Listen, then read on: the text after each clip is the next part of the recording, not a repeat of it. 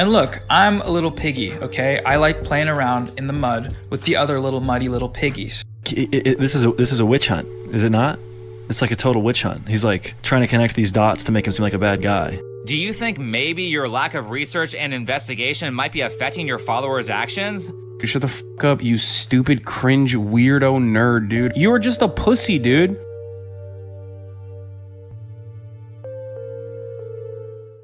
You are being polarized, or at least a lot of people are trying to do that. Online discourse has long centered around two different sides, and it seems that there is an ever-increasing trend among creators to not accept or consider any points from the side they are not on. Creators make ridiculous arguments and act like anyone who disagrees with them are harmful or ignorant bigots. The way they conduct themselves online can encourage members of their audience to engage in similar behaviors as well. And this is all because it is profitable for them. Nobody benefits from discussions that have no victor because they aren't good faith arguments, except the influencers behind these confrontations. And they want to convince you that dire consequences await if their opponents are left to their devices because, well, if nobody believed that, they'd be out of a job. So what are some of the specific behaviors having this effect on online discourse? And who are some specific people that benefit from them? In this video, we'll take a look at some choice creators who use polarization strategies to keep themselves relevant, the psychological principles behind them, and how we can all resist getting sucked into this garbage in the future. Let's get into it.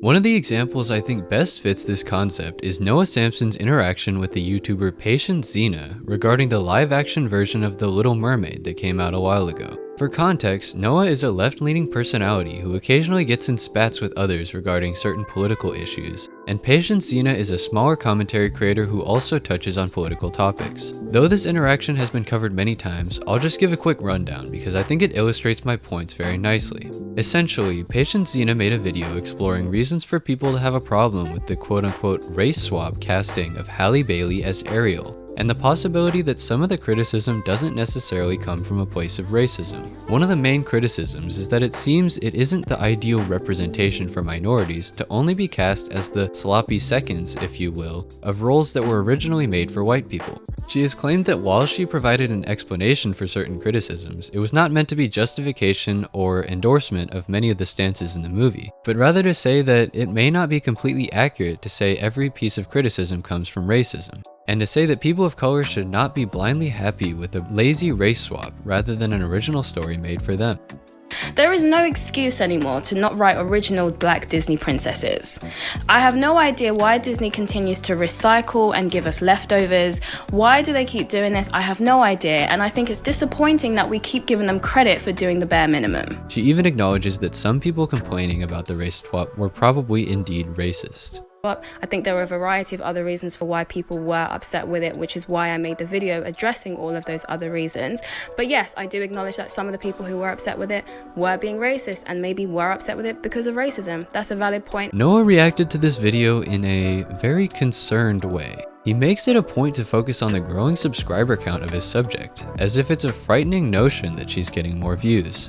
Patience has a smaller channel compared to mine. She's currently sitting around 70,000 subscribers at the time of writing. I don't think that will be the case for long. For one thing, her videos are consistently overperforming relative to her subscriber count. The video we're looking at today has almost 800,000 views, so the ideas presented here are getting traction. Mainly though, just a few weeks ago, she posted her 10,000 subscriber Q&A, and again, she's currently at 70. If she continues on this growth path, which I believe she will, she'll be a very large channel relatively soon. It's an odd tactic that I've seen him use on multiple occasions, but certainly questionable in this situation seeing that he has double her subscriber count. But I guess that's just because his content isn't as problematic. But the most interesting thing he does in his response is claiming that Patient Xena's videos essentially puts you in the alt-right pipeline, and that YouTube will recommend further and further right-leaning content until you're basically a full-blown Nazi like Abba and Preach. I do think that this video serves to normalize white supremacist rhetoric in a way that might not be intended. The most visible function is to validate racism, to validate those who want to protect whiteness as an identity, to defend the cultural hegemony of white supremacy. But like, okay, My fear here is that videos like this open up the possibility, not just ideologically, but algorithmically, that people may be swayed into far-right thinking by starting with this seemingly innocuous interpretation of an anti-black controversy. Upon hearing this take from a creator who is co-opting the aesthetics of nuance without actually functionally providing that nuance, viewers may be pushed into anti-woke and eventually far-right echo chambers without realizing it until it's too late. If your content leans anti-woke, it's only a matter of time before YouTube plugs you in with some of the channels that we looked at today. I mean, it's already questionable enough that Noah is sitting here telling a person of color how their feelings on an issue involving race is actually harmful and leads to more racism. But the fact that he actively discourages people from watching alternative opinions and streams of content just screams that he is trying to polarize people by creating an echo chamber. This relates to a tactic used to influence audiences into behaving a desired way that a doctor of psychology has described to me as the scarcity effect. Essentially, in this context, this involves exaggerating the extent of the issue being talked about and conflating opposing arguments as being part of a larger trend of hate, or even part of a so-called pipeline that leads people down some sort of evil path. The best way for you to prevent yourself being in an echo chamber is to explore different perspectives, whereas he fearmongers his audience and tells them to not watch content like mine because they might descend into the possibility of exploring a different opinion. This creates a sort of urgency surrounding the situation and leads people to make less rational and more emotional decisions, typically siding with whoever is presenting themselves as a force of good. It can also rally them against the common enemy causing these apparent problems and discourage them from consuming other points of view for fear of falling into the dangerous pipeline. Scarcity is one of the 7 principles of influence focused on in Robert Cialdini's book, aptly named Influence, Science and Practice, in which he details key ways people can be swayed to make certain decisions. Another principle is the principle of scarcity. People want more of those things they can have less of. There's long been data suggesting that scarcity can encourage buying behaviors and other forms of decision making. And though this isn't exactly in the same vein, I believe that the urgency created by the scarcity effect, used by hyperbolic claims made by influencers, can have a similar impact on the way people look at certain situations. And while Noah's video has since been deleted, I believe it illustrates these tactics quite well.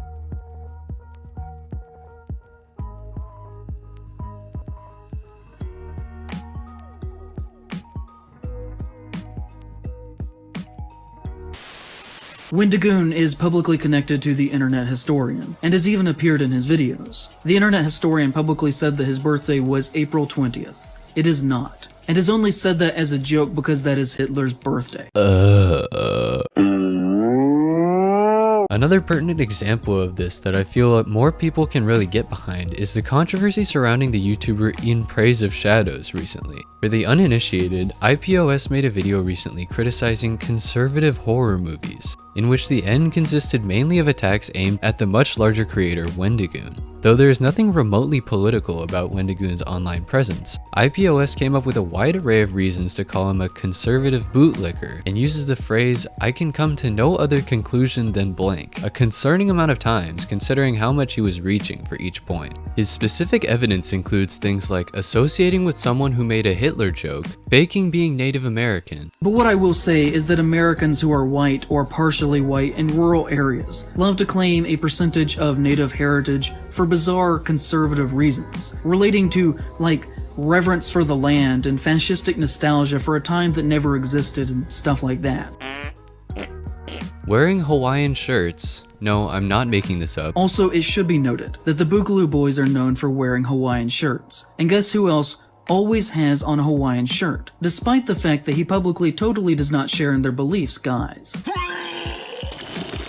Being friends with Turkey Tom and Brandon Buckingham, and more. He refers to Brandon Buckingham as a gun YouTuber who has been accused of threatening rape, which is even more rich because that accusation actually comes from Sneeko. So this guy used a false accusation made by Sneeko in order to characterize this guy to make Wendigoon look worse for associating with him. I'm sure some of you guys are confused right now, so let me break it down for you. In a desperate attempt to make the YouTuber Wendigoon look bad for being friends with me, this overweight loser described me as a gun YouTuber who's been accused of threatening lightning. Mind you, I've made one single video about gun YouTubers, and this guy chose a photo of my grandpa after his brain injury to spread the false accusations that Sneeko made up about me. Needless to say, this video wasn't received very well, and it has since been taken down, but it is a great example of certain behaviors that aim to polarize an audience against figures and increase one's influence. It involves completely demonizing someone seen as a political opponent, first by making their presence political in the first place, and then by systematically attempting to deconstruct his associations online by making extreme exaggerations. To the belief that he at one point followed many far-right accounts on Twitter, from Kyle Rittenhouse to Parler. I mean, it's like this is a witch hunt, is it not? It's like a total witch hunt. He's like trying to connect these dots to make him seem like a bad guy. Though it was ultimately unsuccessful, these types of behaviors can be seen in many creators online, and it illustrates yet another of Robert Cialdini's principles of influence, known as unity. This involves establishing a stronger sense of belonging to the same group as the influencer in order to increase the likelihood that they will make decisions in their favor. Just looking at what's happening in society right now, that we are tribalizing, we're balkanizing, we're finding ourselves in membership groups that we identify who we are. And that identity, if it is shared by someone else, really causes us to feel very positively toward that person, to want to cooperate with that individual, to trust that person more, to agree with that person more. In this context, this influence technique can be shown through the consolidation of IPOS's opponents into the wide group of conservatives, before using this as justification to condemn Wendigoon, using the behavior of extremists. Noah also engaged in this behavior in the prior example, in which he lumped valid criticism in with racist conservatives and implied that Patient Zena is leading people down the alt-right pipeline. Pay attention to how many times he mentions conservatives and right-wing people in this video. As I said, my video was not intended to be political. Creating a group that they and their audience are fighting against therefore creates a greater sense of unity among themselves, and boiling the opponents down to evil conservatives or alt-rightists can thus lead to more polarized audience members who become unwilling to view other perspectives, and also unwilling to scrutinize things said by people they agree with.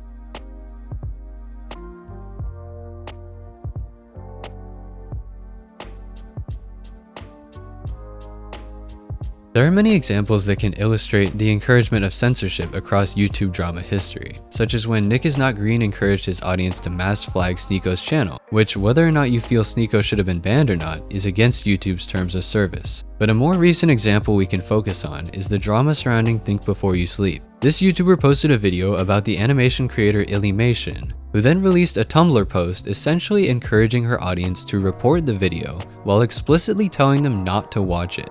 This is definitely a behavior that can increase polarization, and by default decreases the number of alternative content consumed by her audience. But Illymation is also not really a political channel, and it isn't exactly a woke YouTuber trying to deplatform a channel either, as it was just one video. Though I definitely understand TBYS's frustration at this, and it is a very unethical, stupid, and slimy way to respond to criticism. However, we got lucky and Noah Samsen actually responded to this interaction anyway, so we can definitely use this point. Noah states that it's a quote, moral issue whether someone should report a video without watching it, and that reporting a video doesn't even really do anything unless it violates YouTube's guidelines anyway. Reporting it. She went solely off of her friend's biased summary, and that's a false flag because she didn't even know what he said. This last argument is purely a moral one, right? There's nothing in the rules that says you can't report a video based on a rundown from a trusted source. The moral claim here is that you should hear out the criticism. It's the right thing to do. Until you do, you have no idea what he's saying, whether or not it's actually bullying, and who knows? Maybe he has a point.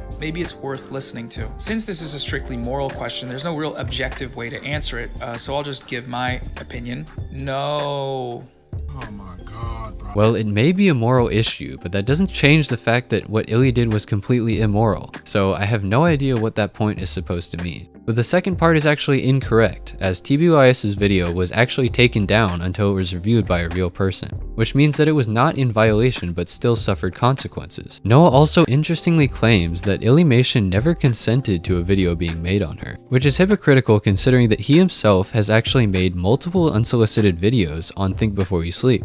And look, I'm a little piggy, okay? I like playing around in the mud with the other little muddy little piggies. But that's consensual, you know? I dove into the pit with my own videos. What Sean is doing to these people is not that at all. Those are clearly just Noah engaging in plenty of rules for me and not for thee, and having weird double standards or non-arguments. If you make a public video centered around your opinion, you have just consented to other channels responding with a counter video. As for negative comments flooding videos, that's just a consequence of voicing your opinion online. You can't control what dipshits say in the comments. Your expectations are way too high for assholes on the internet. But censorship is one of the most prominent tactics that increases polarization. It is something that has largely been pointed out as a tactic of leftists, though obviously there are members of both parties who are guilty of similar things. As has been documented by many studies and many channels online, encouraging the ban of a fellow creator that disagrees with you does not inspire confidence in your arguments, but rather makes it appear as if you cannot win the argument and would rather suppress other viewpoints. Even if this plea for censorship succeeds, it only incenses the people on the other side of these efforts, and allows them to make claims like the truth is being suppressed, and that they won't bow down to the overlords who are censoring their content. In a way, it only increases their influence and validates their viewpoints to those who agree with them, and in turn greatly increases the polarized view both sides have on the world.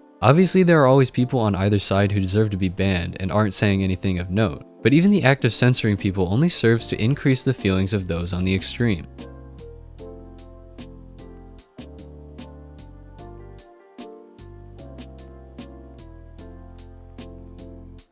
One final strategy I'll mention at the end here isn't exactly as backed up empirically, but I feel like it's pretty clear it can lead to a more polarized audience, especially if that audience is on the younger side. This strategy would be hurling personal insults at opponents, which both indicates to audiences that this is acceptable behavior and further solidifies in their mind that all opponents are deplorable people worthy of this treatment. And who better to illustrate this strategy than Hasan? I could probably create a montage of Hasan hurling vicious insults at anyone he disagrees with, but for a little taste, let's have a look at something Think Before You Sleep put together after watching one stream in which Hasan reacts to him. When I make fun of like pasty little shit-skinned incels, how are you like a 14-year-old pasty little incel on the internet? Shut the fuck up, you stupid cringe weirdo nerd, dude. You are just a pussy, dude.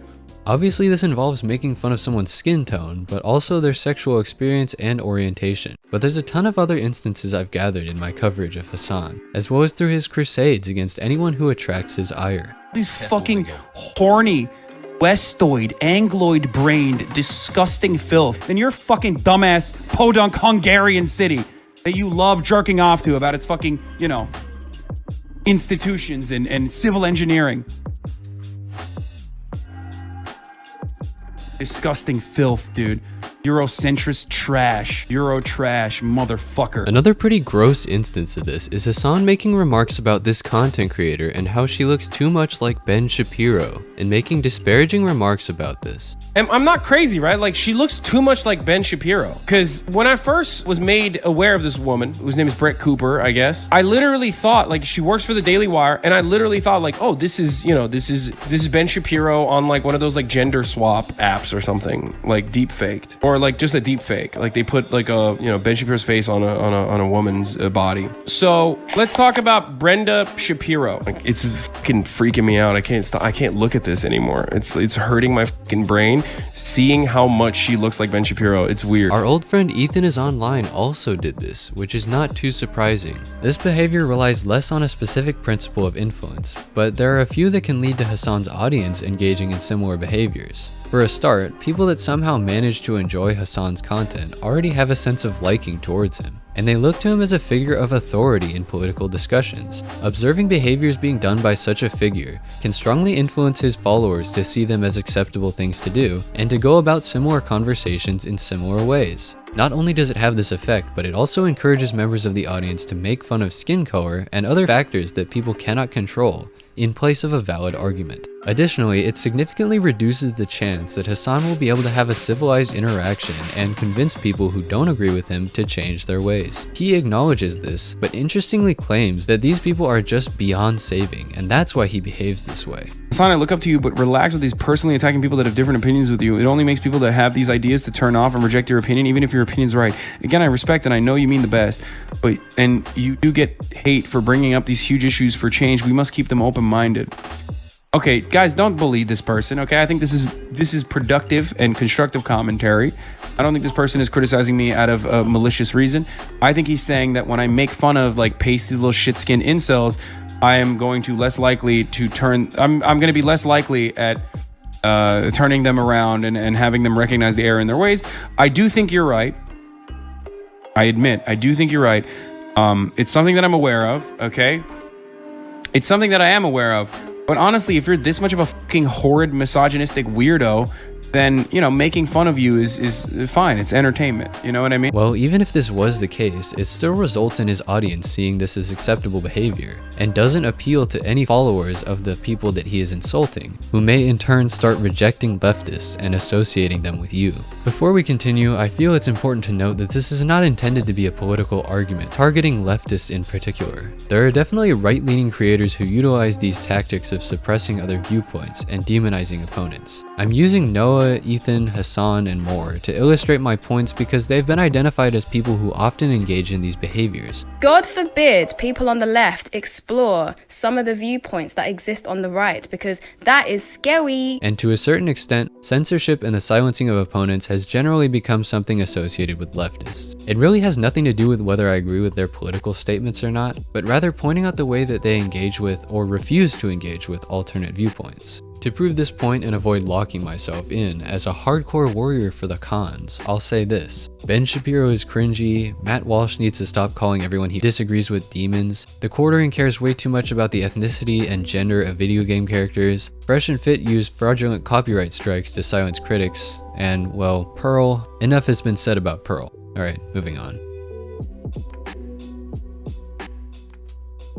There's been much research done on the effects of groupthink and polarization, and what can lead people to engage in these behaviors, from psychological and evolutionary perspectives. Specifically, social media influencers have been studied in this context, and many studies, such as this one, indicate that polarization in online discourse can actually lead to increased influence for these personalities. It's not hard to see that these creators are motivated to polarize their audience, discourage alternate viewpoints, and demonize their opponents when using these strategies can increase their popularity and grow their audience. This is why you see the word grifter being thrown around, as people resort to slimy and dishonest tactics to create a mob around them, regardless of their actual beliefs. And while this doesn't describe every political creator, there are definitely a fair few who would fit into this category. As we've explored, some choice creators engage in dishonest behaviors in order to maintain their echo chamber and influence. On this note, it is also worth mentioning that many believe in what is called the horseshoe theory, which asserts that members of the far right and the far left, despite being on opposite sides of the political spectrum, actually act in very similar ways, and are closer to each other than they are to centrists. I believe that these behaviors are one of the most prominent examples of this, and the only way that these people are able to operate and maintain audiences on the internet is by using these tactics to polarize people into subscribing to their extremist beliefs.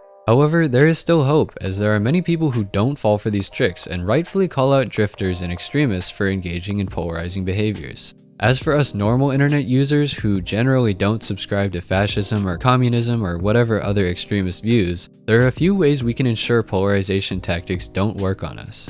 Probably the most surefire way to stop yourself from being polarized in any situation is by exposing yourself to other points of view. Think before you sleep, though I sometimes have problems with how his thumbnails and titles represent him, has a very nuanced and good mindset on consuming other content, especially content from people with whom you disagree. Because before I make a depiction on who that person is, I want to make damn sure that I don't just feel that way simply because I watched a bad video of theirs, or a viewer of mine said, "Hey, watch this one video from this creator. It's super offensive and I know you won't like it."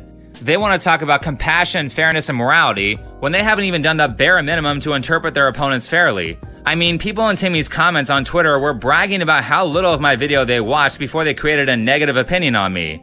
Do you think maybe your lack of research and investigation might be affecting your followers' actions? I very much agree with this, and sometimes it's important to start with just watching the whole video you're on, then watching others from the same creator and seeing the ways this person has changed over time, as well as getting an idea of who they are as a person. As TBYS says, if they just happen to make a bad video, this will allow you to have a less radical view of them. But the more important aspect of this strategy is to expose yourself to wide ranges of political orientations and standpoints. Think Before You Sleep says this as well. Please, please, please do not live in an echo chamber or you will do really dumb stuff like this. If you're on the right, I want you to go down that radical leftist pipeline by starting with a Destiny video, and then you can hit something more left like Vosh, and finish up with the extreme left by reading a Robin DiAngelo book. If you're on the left, watch a Jordan Peterson video and keep going down that alt-right pipeline until you get to laugh at some of the asinine stuff that Nick Fuentes says. Doing that will make you stronger. You'll see how ridiculous the opinions are on the extremes, and when you get back to some of the more reasonable content towards the middle, you'll find opponents who won't let you get away with stupid ideas. I do wish I didn't have to consult a video called Why Woke Content is Trash, but I do think that he brings up a really good point. In order to appreciate what an extreme view is, as opposed to more moderate or reasonable ones, you have to have been exposed to all different types of stances. And eventually, the ones on either extreme side of the political spectrum should start to become more and more ridiculous. Above all else though, engaging in these behaviors will allow you to see that for the most part, we all have at least one or two things we can agree on, even if we really have to read between the lines to identify these things. Exposing yourself to more content from other stances with varying levels of extremity will help you realize your own stances, and what you agree with from your opponents and even disagree with from your own side. It shouldn't be a surprise, but nobody should really agree with every single one of another person's stances. Just like generally, people don't disagree with every single thing their opponents say. Don't listen to Hasan, Noah, Ethan, Nick, or any of these clowns. We can all get along, despite disagreements, and the only ones making the world seem unsavable because of a bunch of degenerates on the opposing side are those who have to do that in order to maintain their influence. I hope we can all use this as an opportunity to limit these mistakes whenever we can. So think for yourself, engage honestly with other stances, and find your own identity and morals that are not capable of being tainted by political YouTubers or streamers screaming at each other. And fortunately, from the amount of people in my comments saying they're leftists who disagree with Ethan, and from many users across the internet expressing their disdain for many content creators, it seems like a lot of people already understand this. So that's a nice positive note to end this video on.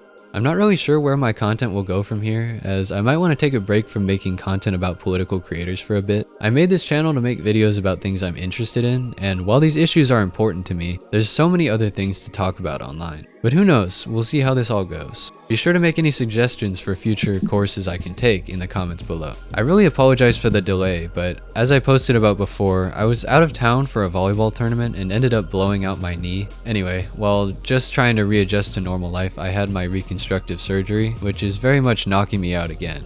I'll be doing my best to return to making videos, but as finals are coming up, and with my recovery becoming necessary, we'll just have to see how it goes. I appreciate the support and apologize for any delay. But with that being said, as always, leave a like if you liked the video, dislike if you dislike the video, and make sure to comment with your thoughts below, as well as any topics you'd like to see in the future. And make sure to consider the perspective of the subscribe button. It certainly wants to be pressed, but is that really what's best for it? Is that the moral thing to do? You can decide for yourself. Alright, see you.